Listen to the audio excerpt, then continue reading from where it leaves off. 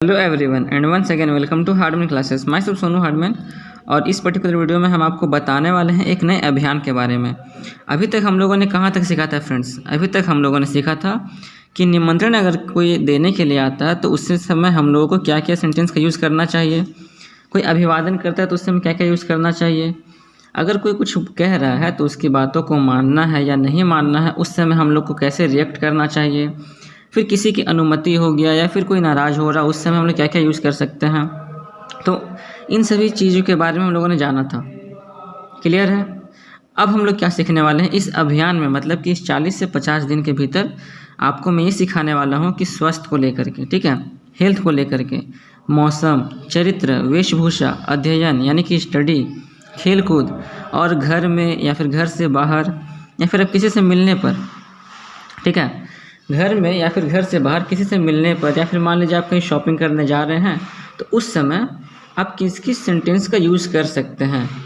तो हम लोग इस अभियान में इसी चीज़ के बारे में डिस्कस करने वाले हैं। अब देखिए फ्रेंड्स, हम लोग घर में भी रहते हैं तो बातचीत करते हैं ना। कभी कभी क्या होता है कि इंग्लिश ना सीख पाने के कारण हम लोग अपना ही भाषा में बात कर पाते हैं, इंग्लिश बोल ही नहीं पाते हैं। तो मैं आपको बताने जा रहा हूँ कि किस प्रकार से हर एक टॉपिक पर इंग्लिश को बोलना है, ठीक है। अब जैसे मान लीजिए कि आप गए शॉपिंग करने के लिए। अब आपके दिमाग में ये पता ही नहीं है कि शॉपिंग करने तो हम आ गए, अब यहाँ पे क्या क्या हमको बोलना चाहिए इंग्लिश में। हिंदी में पूरी दिमाग में आएगा आपके पास, लेकिन उसे इंग्लिश में कैसे करें आपको पता ही नहीं है।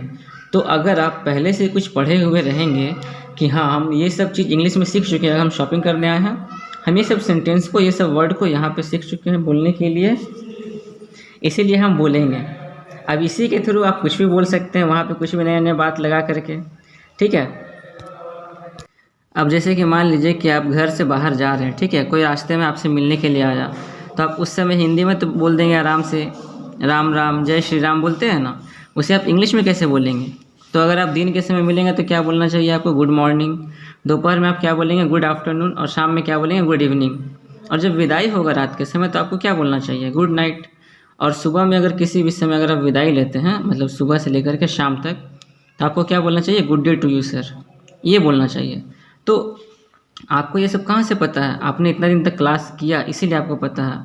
और मैं ये आशा करता हूँ कि आपने अभी तक जितना भी क्लास देखा होगा और इन सभी क्लासों में जितना भी सेंटेंस का यूज आपने सीखा होगा, वो सभी सेंटेंस आपके माइंड में इस प्रकार से बैठ चुका है अब कि आप कुछ भी बनाना चाहें ना, ट्रांसलेशन आपके मन में आसानी से वो ट्रांसलेट हो जाएगा। तो चलिए आज का क्लास हम लोग स्टार्ट करते हैं। तो आज हम लोग सीखने वाले हैं कि घर में किस प्रकार से बात किया जाता है। मतलब घर में, मतलब कि जैसे समझ लीजिए नॉर्मल तरीके से बात हो रहा, जैसे कि घर में मान लीजिए आप खाने के बारे में पूछ रहे हैं या फिर कुछ भी। मैं आपको बता देता हूँ एग्जाम्पल से।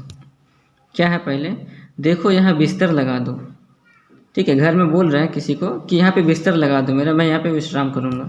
क्या हो जाएगा? Look make bed over here, यहाँ बिस्तर लगा दो यानी कि मेक बेड ओवर हेयर। फिर क्या है नेक्स्ट? दूध फट गया है।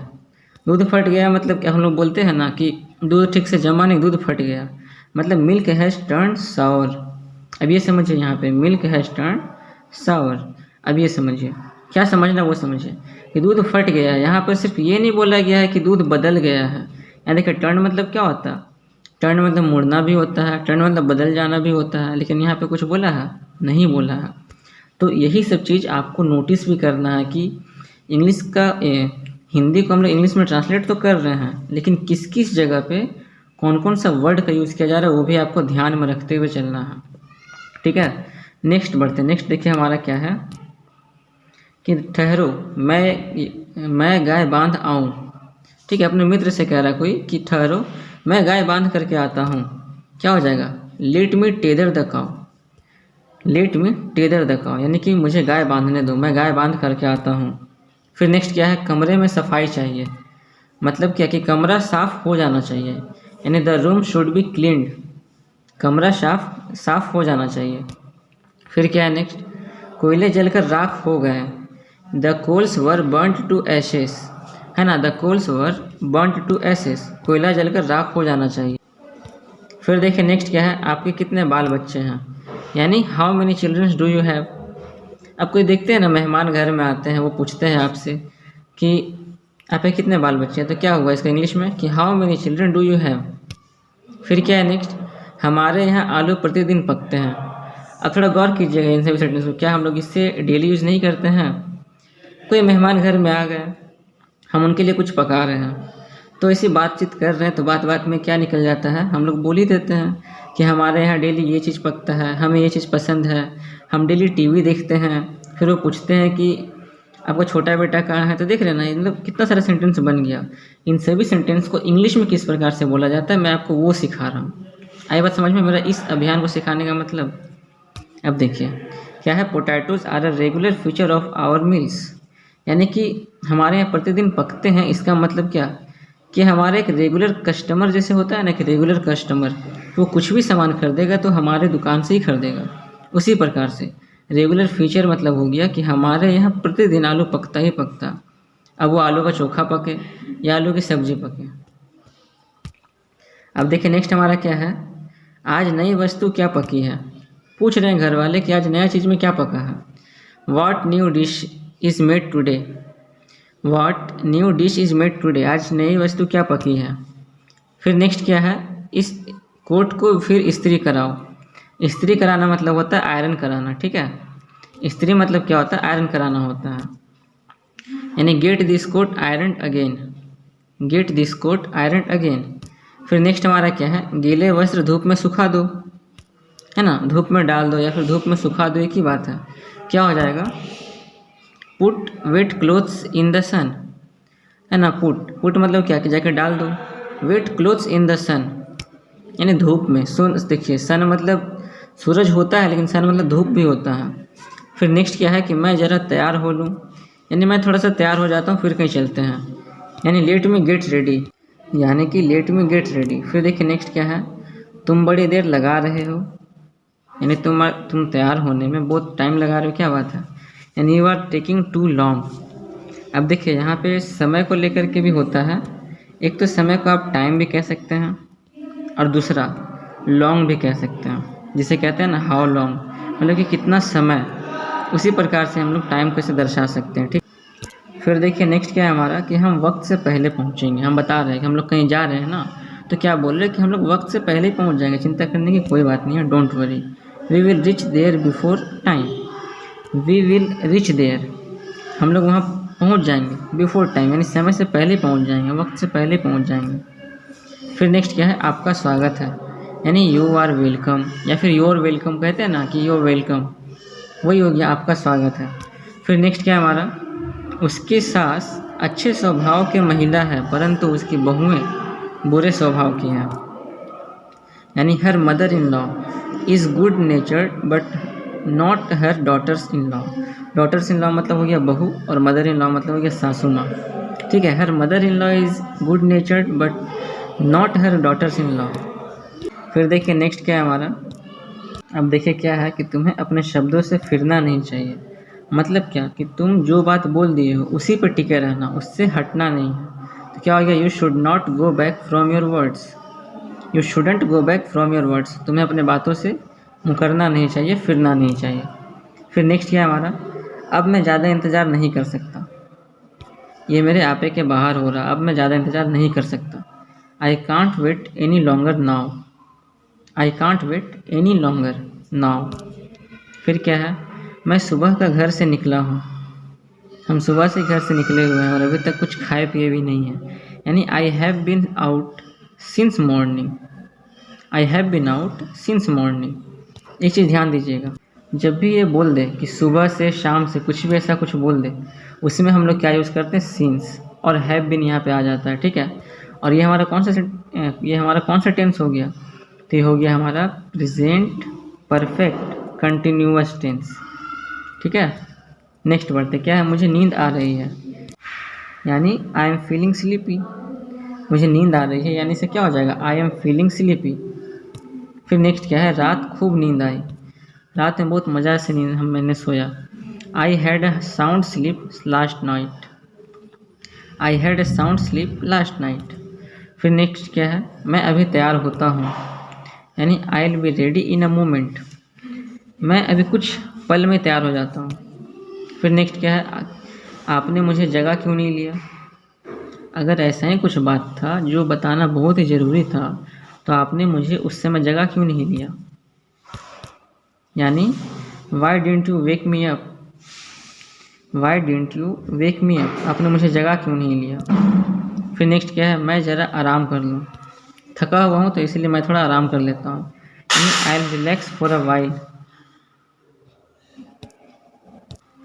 I will relax for a while. फिर देखिए नेक्स्ट क्या है, कुर्सी लीजिए, अब कोई मेहमान आ रहा है तो हम लोग क्या बोलेंगे, कुर्सी लीजिए बैठ जाइए, यानी हैव अ चेयर प्लीज़, कहते हैं ना कि हैव अ चेयर प्लीज़। फिर नेक्स्ट क्या है हमारा, आप अभी तक जाग रहे हैं, पूछ रहे हैं बात में कि क्या आप अभी तक जाग रहे हैं, सो जाइए बहुत रात हो गई है, you are still awake, you are still awake. फिर देखिए नेक्स्ट क्या है कि दरवाज़ा कौन खटखटा रहा है, who is knocking the door, who is knocking at the door, एक ही बात है, who is knocking at the door, कि दरवाज़ा कौन खटखटा रहा है। फिर क्या है, दिन बहुत चढ़ आया है, यानी the day is far advanced, मतलब क्या कि सुबह से लेकर के शाम होने वाली है, तो इसलिए कहते हैं ना दिन बहुत चढ़ आया है, यानी कि the day is far advanced. फिर क्या है, द्वार की चटकनी लगा दो, हम लोग देखिए क्या कहते हैं, सिटकनी कहते हैं ना, जिससे दरवाज़ा फिर खुले ही ना, वो जो लगाया जाता है, तो उसी कह रहे द्वार की चटकनी लगा दो, यानी बोल्ट द डोर, क्या हो जाएगा, बोल्ट द डोर, दरवाज़ा को बोल्ट कर दो। फिर क्या है, अब प्रस्थान का समय है, अब हमें चलना चाहिए, बहुत देर तक वेट कर लिए, बहुत देर तक रुक गए, it's time to depart now, depart मतलब क्या होता है कि अब जाने का समय हो चुका है। फिर नेक्स्ट क्या है, घर की चीज़ों को ठीक से रखो, है ना, keep the house hold things in their place, घर की चीज़ों को ना ठीक से रखना चाहिए, बिखेर के नहीं रखना चाहिए। आज रात्रि यहीं विश्राम करें, अब मैं आपको क्या बताऊँ, आज रात्रि यहीं विश्राम करें, यानी take rest here tonight, take rest here tonight, tonight यानी कि आज रात। फिर क्या, डॉक्टर साहब को फ़ोन करो, यानी कि कॉल द डॉक्टर, या फिर रिंग अप द डॉक्टर, एक ही बात है, आप कॉल भी बोलेंगे तो भी चलेगा और रिंग अप भी बोलेंगे तो भी चलेगा। नेक्स्ट देखते हैं, नेक्स्ट हमारा क्या है, मेरे मामा मुझसे मिलने आए हैं, यानी my maternal uncle has come to see me. अब थोड़ा सा यहाँ पे आप एक चीज़ समझिए, मैटरनल अंकल और पैटर्नल अंकल का मतलब क्या होता है। तो ये देखिए, मैटरनल अंकल मतलब मामा होता है और पैटर्नल अंकल मतलब चाचा होते हैं। ठीक है, सिर्फ देखिए हम लोग क्या करते हैं, हम लोग सिर्फ अंकल कहते हैं ना, लेकिन सिर्फ अंकल बोलने से क्या पता चलता है कि हम किस अंकल के बारे में बात कर रहे हैं, मामा जी के बारे में या फिर चाचा जी के बारे में, नहीं ना। तो पैटर्नल अंकल मतलब होता है चाचा और मैटरनल अंकल मतलब होते हैं मामा। ठीक है, नेक्स्ट बढ़ते हैं, नेक्स्ट हमारा क्या है, इन सज्जन को आपसे कुछ काम है, ठीक है, मतलब कि इस व्यक्ति को आपसे कुछ काम है, यानी this gentleman has some work with you, this gentleman has some work with you, मुझे उसके घर जाना है, यानी I have go to his house, I have go to his house, मुझे उसके घर जाना है। वह अपने माता पिता से अलग है, मतलब कि वह अपने माता पिता से अलग रहता है, वह अपने माता पिता से दूर रहता है। He is independent of his parents, वो अपने माता पिता के साथ नहीं रहता, वो अपने माता पिता से दूर रहता है। फिर नेक्स्ट क्या है, अगर उसने मुझसे कहा होता तो मैं रुक गया होता, अगर कोई मुझे रुकने के लिए कहा होता तो मैं ज़रूर रुक जाता, बट उसने मुझसे पूछा ही नहीं। Had he asked me I would have stayed, had he asked me I would have stayed, अगर उसने मुझसे कहा होता तो मैं ज़रूर रुक गया होता। फिर क्या है नेक्स्ट, मैं प्रतिदिन सवेरे गुब्बारे के नीचे नहाता हूँ, ये गुब्बारा कौन सा है, शावर बाथ का बात हो रहा। अब देखिए शावर बाथ को हिंदी में क्या बोला जा रहा है, गुब्बारे के नीचे नहाता हूँ, गजब सा बात है ना। I take a shower bath every morning. फिर देखते हैं नेक्स्ट हमारा क्या है, बस खत। आई होप कि आपको आज का वीडियो बहुत ही अच्छा लगा होगा, क्योंकि ये सभी सेंटेंस हम लोग घर में ही यूज़ करते हैं, लेकिन पता नहीं था कि किस किस प्रकार से हम लोग इंग्लिश में से ट्रांसलेट कर सकते हैं। तो thank you friends, Radhe Radhe. अब मैं आपको मिलता हूँ कल एक नए वीडियो के साथ, जब तक के लिए टिल देन।